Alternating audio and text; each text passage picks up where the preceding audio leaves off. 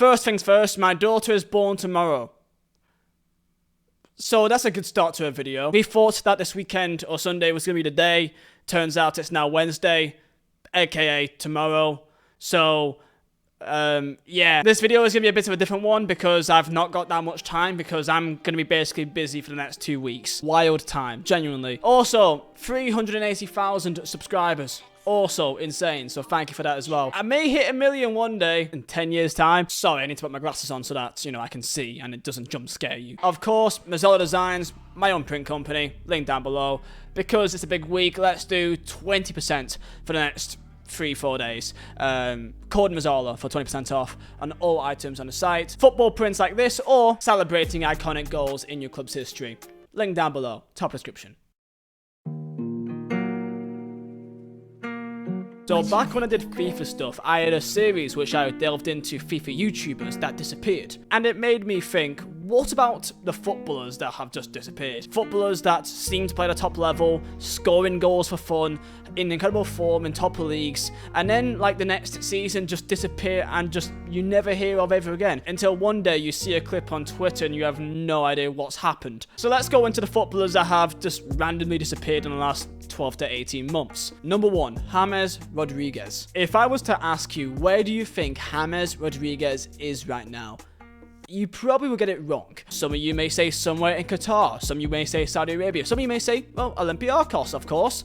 Wrong. He's now playing for Sao Paulo in Brazil. The lad is 32. Only 2-3 years ago, he was absolutely banging it for Everton in that crazy season where Ancelotti, James Rodriguez, and Everton were basically second place by Christmas. And he was a massive part of that for that first half of the year until the second half got an injury and things started going down a bit at Everton. The story of James Rodriguez is enough to do a video on him just alone in itself. At the age of 31, James Rodriguez was a free agent. The entire perception of James Rodriguez is shaped, of course, from 2014 World Cup, but he's still a great talent, playing and smashing it at the likes of Bayern Munich and Real Madrid, obviously. He's a great player. After Ancelotti left Everton, he obviously would not be staying there, so he went to go to a new club and chased the money. At the age of 30, he could have gone to many top clubs in Europe and instead went to Al Rayyan in Qatar. Really must like the weather over there. And in Qatar, he didn't make many friends, clearly making it quite obvious that he didn't really want to be there, saying in interviews that he was waiting to go back to play European football. Instantly annoyed not only the fans, but also the owners of the club. And it made it even worse when he had a come and get me plea to Valencia,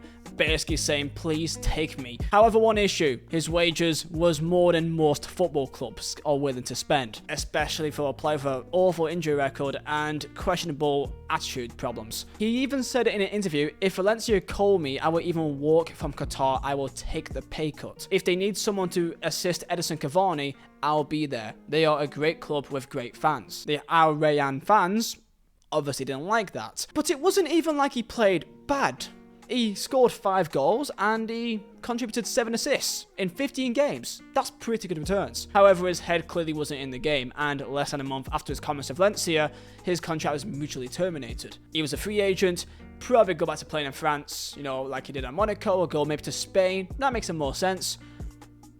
Where is he? So he's at Olympiacos, and we could talk about the reason why later on with another player that you probably already know. His star power is quite important, however he had a high salary and he was contributing relatively okay in 23 games, 11 goals and assists. I mean, it's not awful, but for a player of his quality, maybe you would spend a bit more in the Greek division. However, reports from Greece saying that his attitude led to some more problems in the dressing room and with the board. Olympiacos lost 2-0 to Panathinaikos, which was a massive rival, and he got subbed off at half-time, with the manager demanding that James Rodriguez makes an apology to him because he felt like he disrespected his tactics. James refused and left training session forever. He was kicked out from the squad, and a day later, his contract was yet again ripped up. So one exit by mutual consent is seen as a bit unfortunate, but 2 in a row, I think you see the trend here. So now he's playing for Sao Paulo in Brazil. Back home in South America, being back maybe closer to his family or friends, that could be maybe one benefit to that as well. And to be fair, having maybe a mentalist in Brazil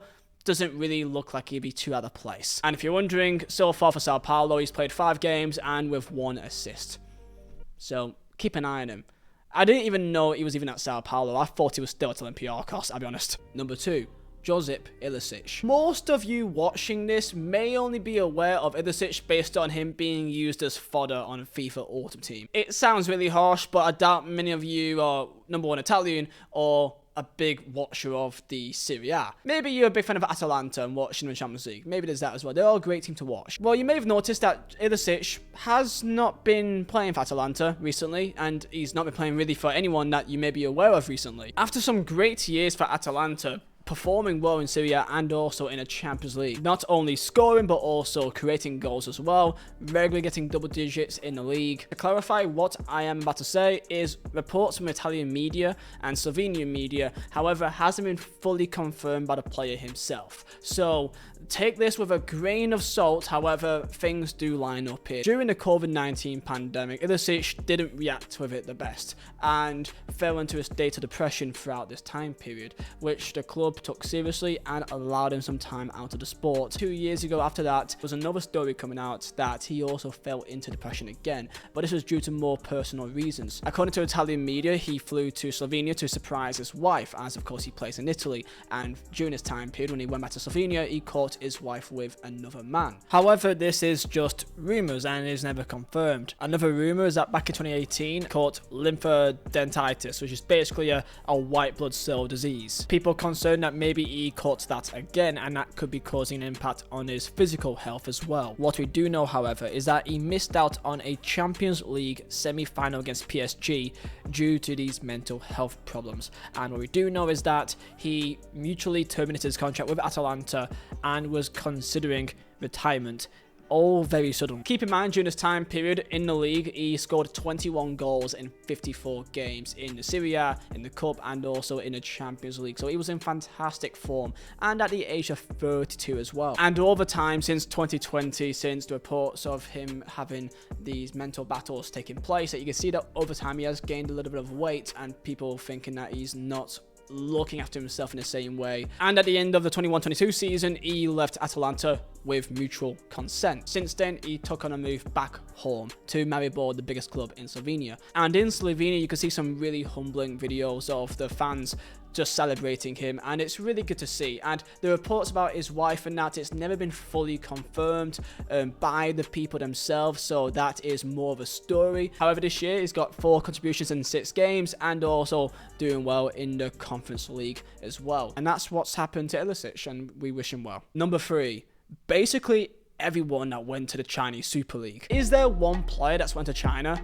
in that 2016 to 2019 bubble that you've heard of again since? The most obvious one is most likely Oscar, because there was the most hype around him, playing for Chelsea. He was a great player, young, that had a lot of talent behind him. Oscar's now been playing in China for 6 years now, and I'm stunned by the fact he's not already gone to Qatar or Saudi Arabia, I'll be honest. Another obvious one is Hulk, mainly known because of his insane long shots and his card on FIFA. Brazilians, or really South American players, are kind of more known for being purely more about the finances in football than the sport itself. In South America, football is seen as an escape to almost change your life and change your family's life. So, of course, they love the sport, but when it comes to finances and money, that does take much more of an importance.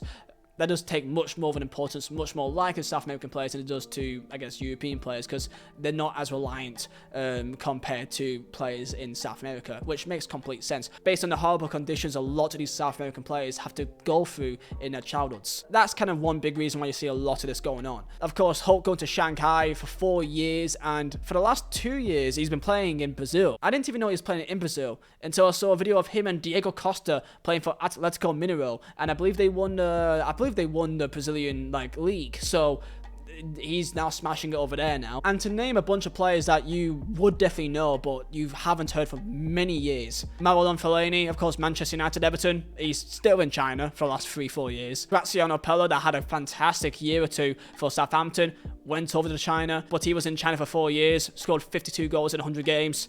You didn't see a single one. Even more players. Lavezzi went from PSG to China. Bakambu, Carlos Tevez even still went to China. He was there for 2 seasons, only played 16 games, scored 4 goals and dipped. He went back to Argentina and retired at Boca Juniors, which is humbling. And maybe one of the worst ones is Alex Teixeira, that was linked heavily to Liverpool back in 2015, I believe. Went to China at a young age, and have you seen a single clip of him since? I haven't. But hey, he's got the bag.